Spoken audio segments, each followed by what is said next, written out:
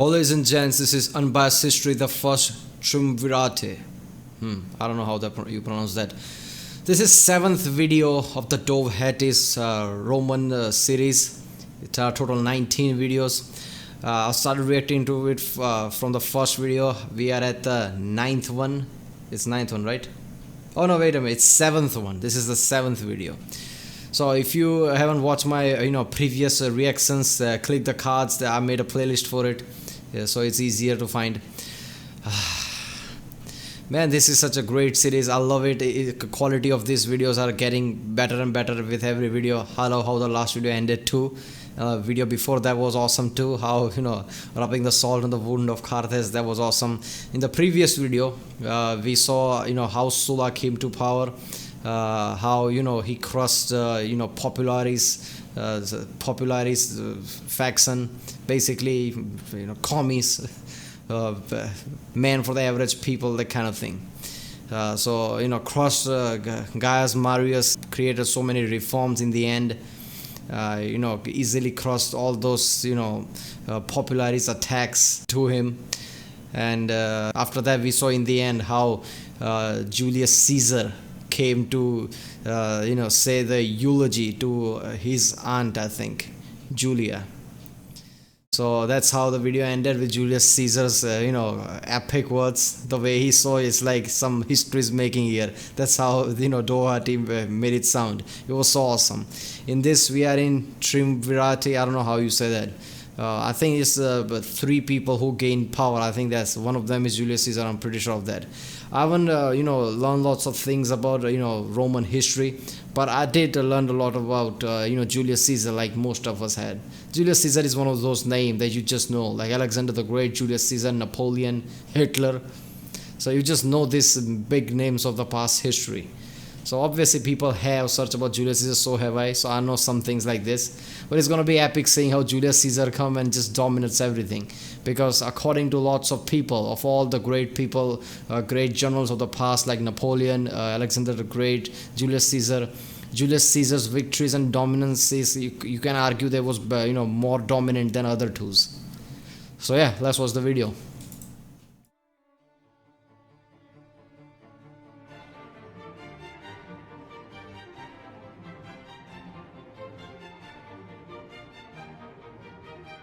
No friend ever served me, no enemy ever wronged me, whom I have now repaid in full. Such were the immortal words of the great Sulla, well before he died of boy pussy overload. But his death does lead us into a new era of Roman history, that of the late Republic. These were the times of giants, my dearest pleb, well and truly overdone by better history. One thing that photo made me think, like, all the history that a channel like this and lots of other people cover is all military feats and just dominance like that, like most of history covers. But what fascinates me is there is no, at least I know of, there is no channel who covers the slow progression of technology and science. Like around this time, Germanic tribes and lots of other tribes were living in mostly in huts and things like that. While Romans here, before them Greeks, before them Cretes and everybody like that had this great structure, stone made structure that looks just epic. It looks like next level civilization compared to everybody else. How did that progress? Because I know this all started with Cretes. Cretes had that great civilization about stone structures and things like that. Greeks take it to the next level by creating beautiful structure all around the place. Romans took it to a whole another level by creating tons of these structures. If you see Roman cities, you see structure after structure after structure all together. It looks like a giant city. So that's what I want to see a video about, like how did this progress, because compared to them everybody just looked like some stone age guys, just living in huts, and they just barbarians, as to use the word.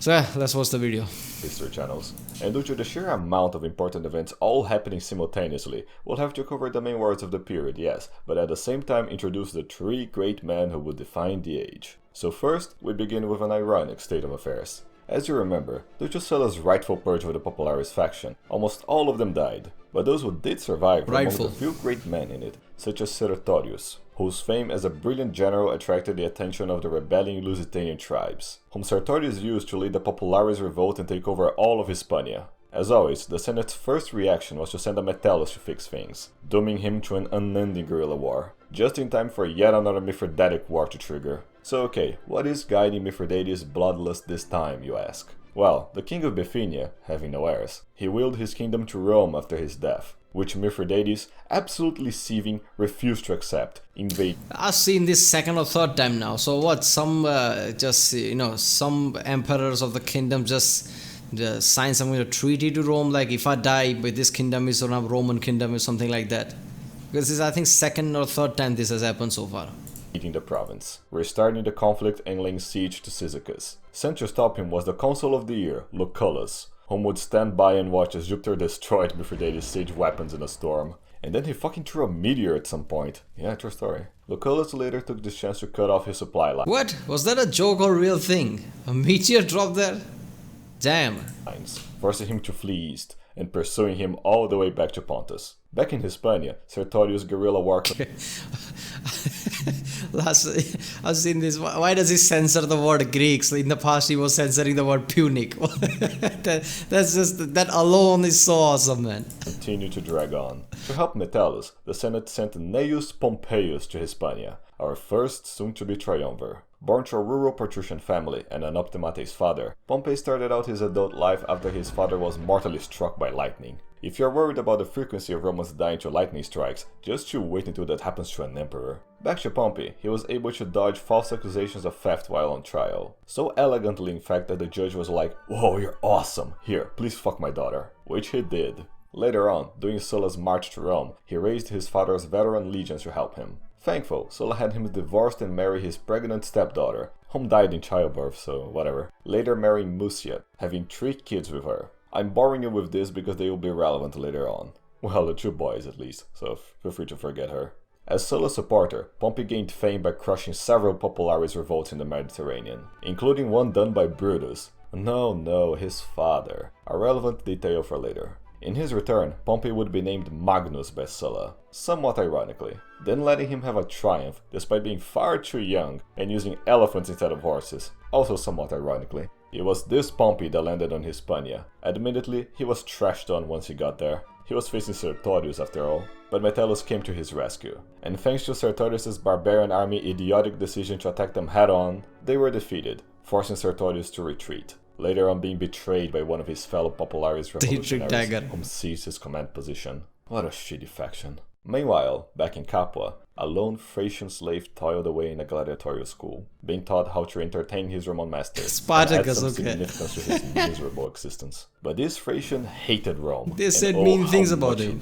Such was his rage that he led a revolt with his fellow slaves, stealing kitchen knives, killing the guards, and breaking out, proceeding to steal gladiatorial weapons and rampage through southern Italy. Being stuck between 2 massive wars in opposite fronts, Rome could only afford sending 2 waves of plebs to face them, whom were all killed, predictably enough. By then, Spartacus had made Mount Vesuvius his base. Predictably enough. Man, he really hates them plebs. And I swear, the moment the god Vulcanus finds out that a band of filthy slaves has occupied his home, he's gonna go mad. Mark my fucking words. Given the size of the slave revolt, a senator named Marcus Licinius Crassus offered to help. Another soon-to-be triumvir, and the bane of communists worldwide, being a man who actually earned his fortune. I know, imagine that. Born to your standard patrician family, Crassus had his family's wealth seized by Cinna's dictatorship, being forced to flee to Hispania to avoid the Red Terror. Later joining up forces with Sulla in his march to Rome, assisting him while fighting Carbo. And after Sulla made his proscriptions, Crassus would have his revenge, buying up a lot of the confiscated Popularis property for dirt cheap. With this newfound wealth, he would buy not 1, not 2, but 500 slaves, whom he used to form the world's first firefighting force. So here's the story. Once a fire broke out, usually at some careless pleb's house, he would wait as it burned before the pleb agreed to sell it for cheap. Then the slaves put out the fire, rebuilt it, and now he had another place to rent as I'm pretty sure lots of them fire weren't accidental. landlord. By the end of this, Crassus would amass a wealth of over 7,000 talents. That's around $10 billion in today's money. But despite such success, Crassus yearned for military glory, bringing us back to Spartacus. Once given command of the war, Crassus fielded several legions out of his own pocket, most of them plebs, taking it upon himself to discipline them by reviving the old practice of decimation, where one randomly picked pleb was beaten to death by the other 9. Meanwhile, the slaves had reached... What? Just to show discipline, just one guy just beaten to death? How effed up is that, man? And how does that show discipline and not just cause fear in people's minds so their mind goes to, survival mode? Like, maybe I could be next. Without even doing nothing, I could be next to die. How would they not revolt after that? I mean, beating somebody to a pulp but not killing them. Beating up somebody really badly, understand that, but killing them? The Alps. But instead of getting their supposedly desired freedom, they showed their true colors, choosing to go back and continue to ransack Italy, like the barbarians they were. After a long march south, Crassus then met with a Gallic splinter group, destroying their forces and continually pushing Spartacus further south. Desperate, Spartacus struck a deal with Sicilian pirates to ferry his forces to Sicily, where he could continue to ransack the place. But they just took the payment and fucked off. And to make tips on the children. Oh man. things worse for him, Pompey had just returned from Hispania, having ambushed and killed Perpenna, and now helping to encircle Spartacus. Crassus would then crush the slave armies in battle, while Pompey mopped up those who fled. And just to make his point clear, Crassus had all 6,000 survivors crucified along the Appian Way, being left to suffer a fraction of the pain they inflicted upon the civilized world. That was awesome. Richest man alive, decimator of plebs, nailer of slaves.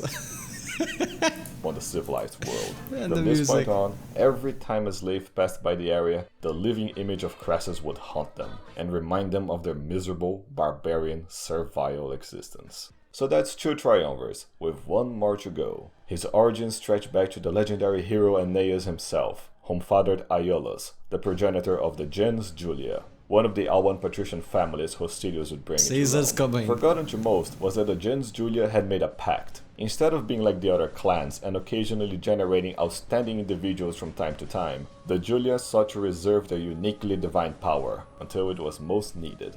Centuries passed, with the gens Julii embracing a stoic life away from glory. Forgotten to most. And now, with the Republic nearing collapse and Rome being surrounded by enemies, it finally happened. The birth of a kind of prodigy that happens only once every era. A man of unparalleled power, intellect, and ambition. The greatest Roman to have ever lived. His name was Gaius Julius Caesar. And that's how you pronounce it. At least he didn't exaggerate that one. That was true. People like Julius Caesar don't come around too often. But I'll call him Gaius Julius Caesar anyway. Saves me the trouble. Born to Isn't that a debatable thing? Like, was he Caesar? Was he Kaiser? What's the real pronunciation there? Lots of people just say Kaiser, but it's universally accepted that he was Caesar, isn't it? He could be Julius Caesar or something like that. That's just a tongue. You could say Julius, so why not? But Caesar, Kaiser, that's I don't know. To a humble patrician family, Caesar would spend his early life instigating both awe and fear in those who met him. At his coming of age, after his father's death and during Sulla's civil war, Caesar quickly realized Cries in female, like it's some kind of other language or something. Cries in female. The cold truth everyone denied. The Republic had been founded in good spirit for virtuous patricians alone, an impossibility with the influx of plebs into the Senate and the unending barbarian threats that so forced Rome to bend its rules. Caesar pondered heavily on the plebeian question, and while genocide was a quick solution, his pure patrician blood revolted him towards such violent ends. And so, there remained only one solution: to bring the plebs under the leash, and to achieve that, he had to join the Popularis faction, to his immense disgust. And all under Cinna's takeover, no less, whom would make Caesar the high priest of Jupiter, and marry him to his... Yeah, putting so emphasis on plebs and patrician, I'm pretty sure around this time, if not this, I'm pretty sure pretty soon, plebs and patrician, it's not going to be that big of a deal. Because, I'm pretty sure in the last video we saw how plebs can join now the legionnaires in the army. And, the plebs and patrician, the issue there was in early Roman times. I'm pretty sure around this time and definitely later on, plebs patrician is not going to be that big of a deal. Then it turns to not who's pleb or who's patrician, like who can help this kingdom better. It's all about Rome after that. Who can make Rome great, and not who's plebs or patrician. Because I'm pretty sure the first emperor Augustus was a pleb. I'm pretty sure of that.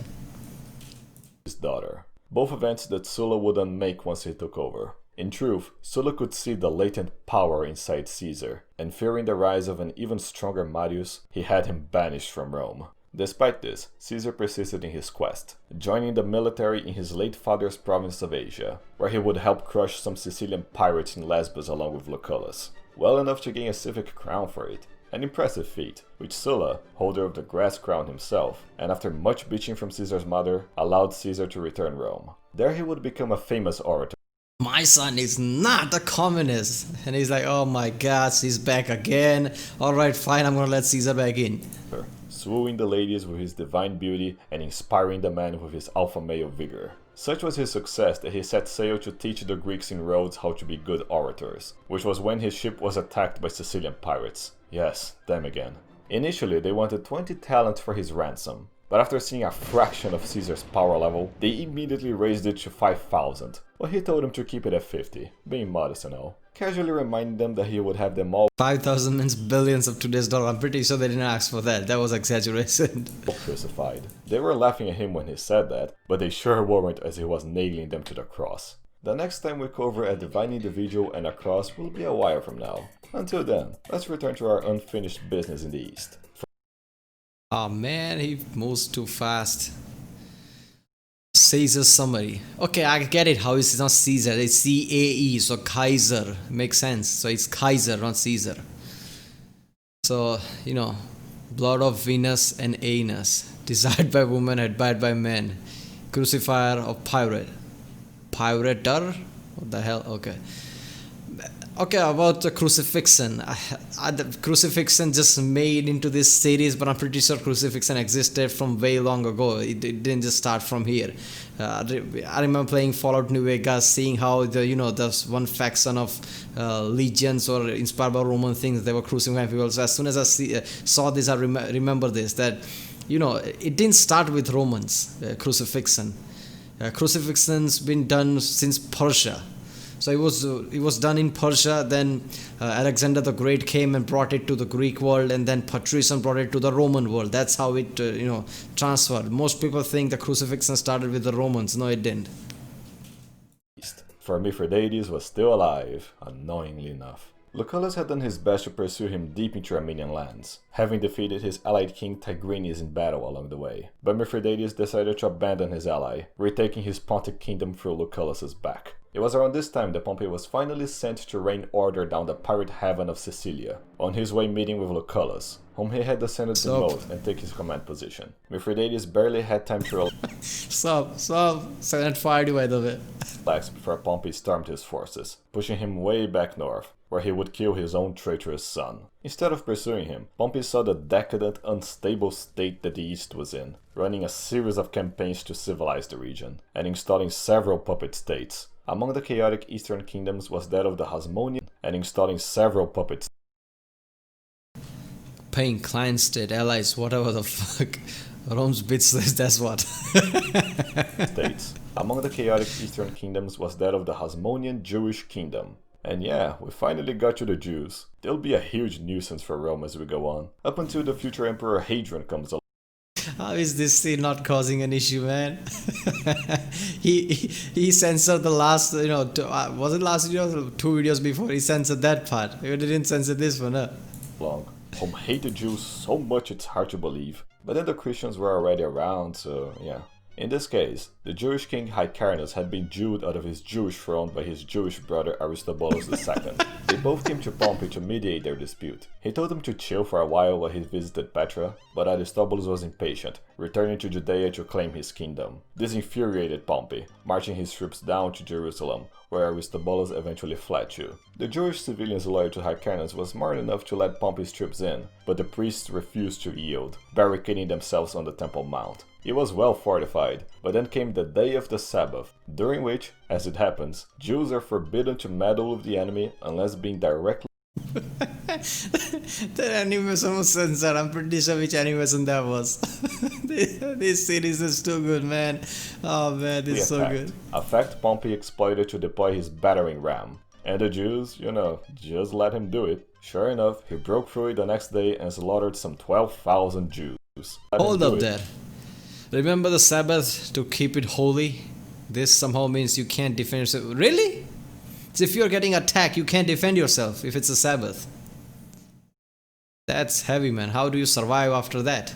That's a massive loophole. Sure enough, he broke through it the next day and slaughtered some 12,000 Jews, making Judea and its neighbors all I'm imagining Pompey actually doing that every time he goes there, just dancing like that with the glasses. client states of Rome. Let's just paint it all red. Much better. You've got to respect the Jews though. No matter how many times they get slaughtered, they never give up on their Jewish ways. A lesson the future Emperor Hadrian would vehemently refuse to learn. God, he really hated Jews. And of course, I couldn't end without telling you that Mithridates had another one of his sons betray him. Tired of it all, he tried to poison himself. But, being so possessed by evil, being Greek and all, it had no effect on him. So he just had his bodyguard stab him to death. A violent end for a violent Greek. But I'm afraid the fun has just begun. For the next time, we will focus solely on the legendary life of Caesar, his consulship, the Gallic Wars, his righteous civil wars, and traitorous assassination. I hope to see you then, plebs. He's gonna cover entire Caesar in just one episode? Damn, how big of... Oh, at least it's 23 minutes long. He should have covered Julius Caesar a bit more widely, man. His achievements are really vast throughout. He did a lot of great wars and won a lot of great wars. It's just... Man, this video was so good. the way... Man, this guy is brilliant. I hope he doesn't stop after the Roman thing. I think he finished it, didn't he? I think he finished this Roman series. So what he's going to do next time? I cannot wait for him. Man, his take is so epic. He's not watering down for anybody. He doesn't care about offending anybody. He get pissed off like he's actually a Roman or something. The way he censors the word like Greek, he censors the word like it's some kind of curse word. He did that last time in Punic. Like he censored the word Punic. It's so awesome, man. And the Jews, the Jew and the Jewish man, but the Jewish is just awesome, man. I love this guy. He's awesome. All right. If you like my reaction, don't forget to like and subscribe so I know which type of videos to react to more. And check out the card if you want to see my other reaction of this series. I'll see you next time.